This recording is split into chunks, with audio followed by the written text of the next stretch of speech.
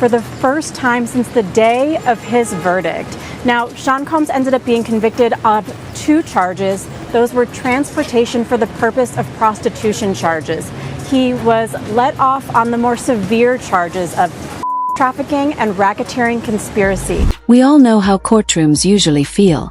Musty air, harsh fluorescent lights, faded wood everywhere, and people trying hard not to stare. But today, Judge Arun Subramanian sits in the middle of a scene so strange. You'd think we'd stepped into an alternate reality where music moguls run self-help classes in federal jail. Right there in open court, as Diddy's legal future hangs in the balance, the judge is flipping through a stack of letters that sound more like glowing concert reviews than inmate testimonies. Each one comes from men locked up with him at MDC Brooklyn.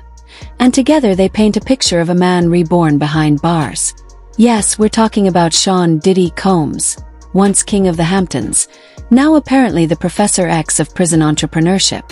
Inmate Arturo Santiago writes, "Because of this class, I have a purpose, something to look forward to every day."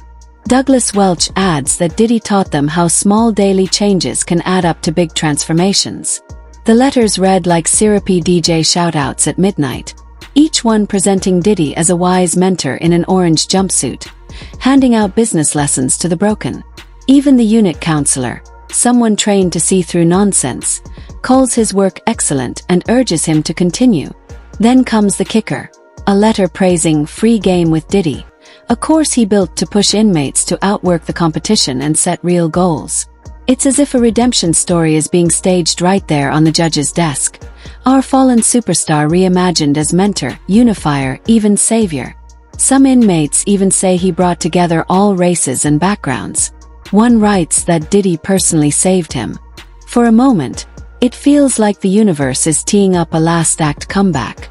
Now, the big thing that is really interesting, and it's going to be a big problem for the defense if you look at this mock jury, the Cassie video. He is not being prosecuted for it. That's a state crime in California, and the statute of limitations is run.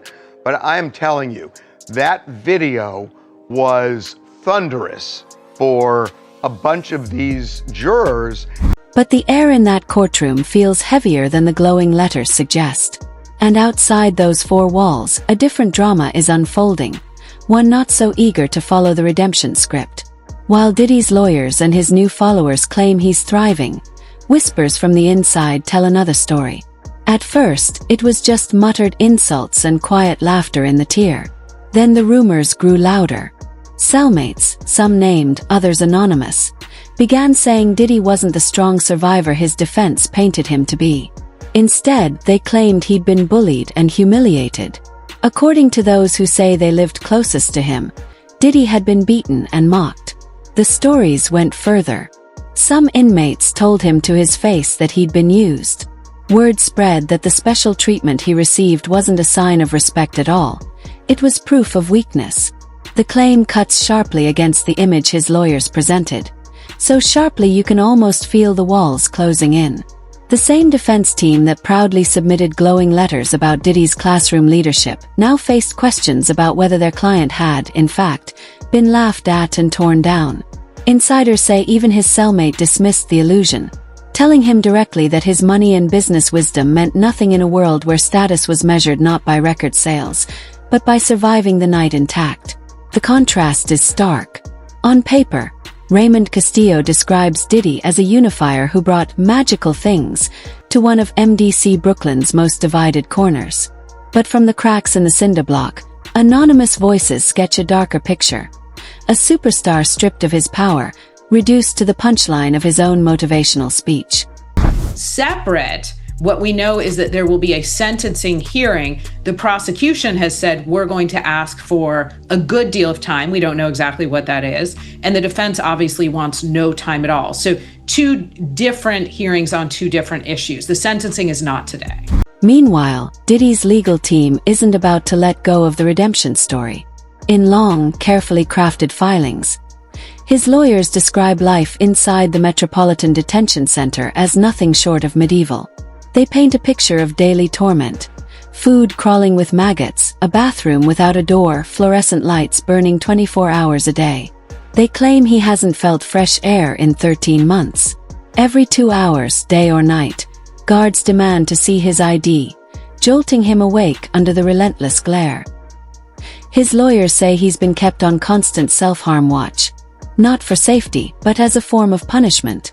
They point to a stabbing that locked the facility down for days, to water so dirty he must boil it before drinking. The filings read like dispatches from another century. And the lawyers drive home their point. If a place like this can break a man as wealthy and famous as Diddy, what hope is there for anyone else? And yet, the evidence doesn't line up neatly. On one hand, the unit counselor calls Diddy excellent, a positive influence, a reason for hope. His students gush about purpose, business plans, and the power of his classes. More than 100 character references crowd the docket, many praising him as a changed man, even an inspiration. But then there are the whispers, the insider accounts that don't go away. Voices claiming the truth is far from inspirational, that behind the polished image lies humiliation, weakness, and the slow erosion of a once untouchable star.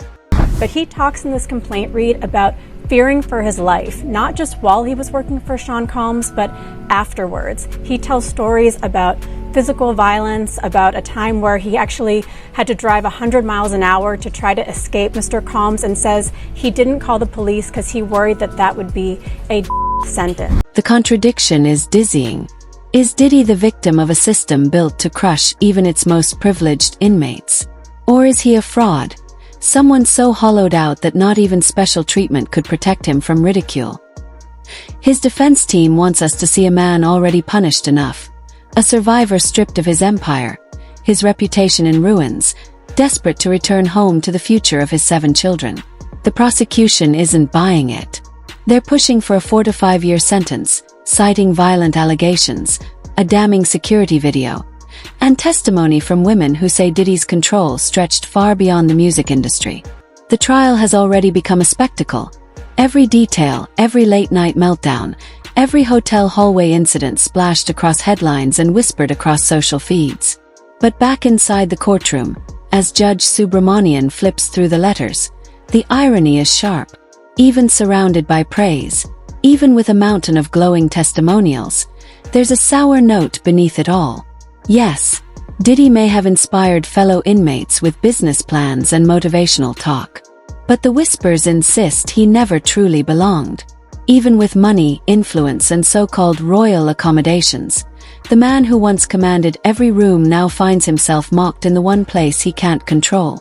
And so, with each new legal filing and every leaked rumor, the question lingers. If the king of the club can't survive the cell block, how far is he willing to go to get out?